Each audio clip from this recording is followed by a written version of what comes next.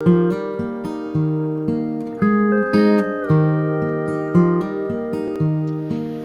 guys, Bragger Killer here. Put out a video this past winter, the end of winter, on a small game day hunting pack, just a packing contents video, and talked about the survival kit that I keep in the buttstock of my Stoeger X-10.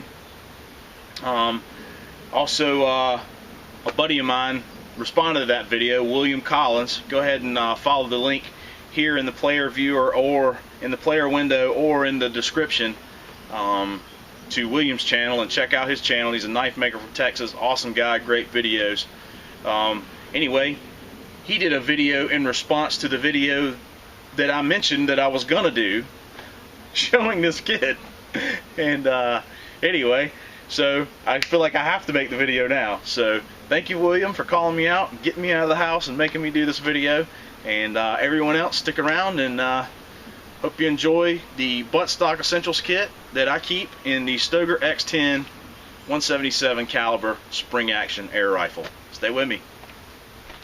And when you carry an extra supplies in your buttstock of your gun, you have to make sure that you have the appropriate tool to remove the screws so that you can take the recoil pad off. To expose that, I always carry a Leatherman or, you know, a multi-tool of some sort. It's summertime right now, so I'm doing a lot more fishing, so I want easy access pliers instead of easy access tools. So I'm carrying a little Gerber. I've had this one since long time, 95, 96. It's been a great little tool. I've beat the hell out of it, and it still keeps coming at me. So we'll go ahead and take these screws out here.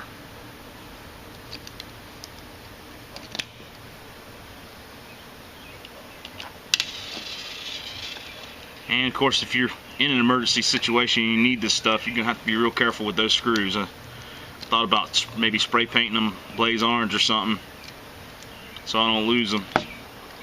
Probably need to do that, to be quite honest with you. As you can see, once I get that recoil pad off, there's a good amount of space inside this stock. Just a couple of lateral braces here. Other than that, it's pretty wide open in there. So let's get into it now, and I'll show you what all these items are. This is just a grab and go last ditch kit here. So right here at the bottom, I got some fire starter just in a plastic bag. Now these fire starters are completely waterproof. These are candle wax soaked cotton makeup remover pads, and I just cut them in strips so that they would roll up and fit the shape of this opening here, you know, so that they would store in there easier. And I just cram them in there, you know, no big deal. Take that out, and in this next little section, the center section, I got a Sharpening Stone, and this is a Bic Lighter. So here's my Bic Lighter. Got some electrical tape wrapped up the end of it just to keep the water off of it and keep it from getting inadvertently mashed as I'm releasing the gas when I'm cramming stuff in there. This is just a little Smith's fine diamond, nothing special about that. I've had it for years. It's a good little stone, and it puts a decent edge on a knife. I just wrapped that Smith's in this little piece of cotton cloth to keep it from rattling around in there. And of course there's some cotton cloth, char cloth, whatever you want. Down at the bottom, I made up this little capsule with a string on it that I can shove way down in there. And it's got about 150 pellets, 177 caliber pellets, rolled up in as a little small Ziploc bag with a string rolled up through the center, you know. I tied a knot on this end that I could grab. I tied a knot on this end that would catch on the tape in there. And again, I just shove it down in there as deep as I can and pull it out. With a rifle as accurate as this Stoeger is,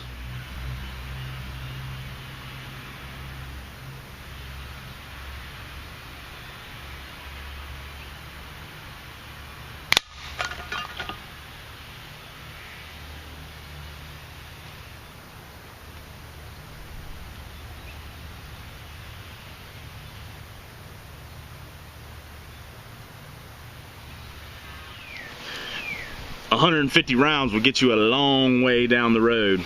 You know, I say 150, man. It's probably 100, 150. I didn't actually count them, but it's a lot. And you know, this will feed you for a long time, as accurate as this rifle is. You know, if you get in a situation where you need this. And then, so I got fire, I got some ammunition, I got some fire starter, I got a knife sharpener, and then I got a knife in here. And the knife that I have in here is the old favorite. This is a more classic number 2, carbon steel. And as you can see, it's been in there quite a while. It's got just the little tiniest bit of service rust on there. I did treat this blade with white vinegar. It does have a vinegar patina on it, so that's helped it.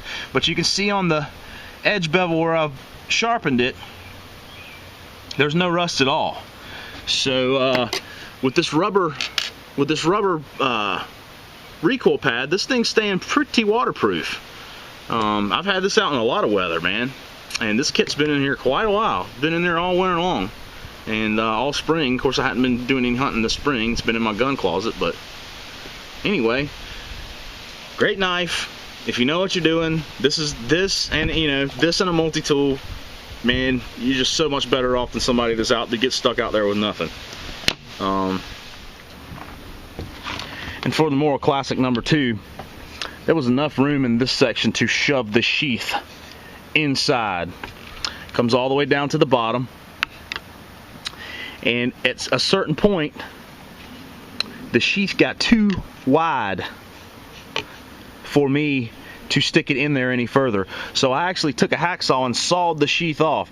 The sheath that's in there, I sawed the sheath off to where the outside diameter of the sheath fit the inside diameter of this little compartment perfectly with a squeeze fit, a friction fit. So I had to cram it in there.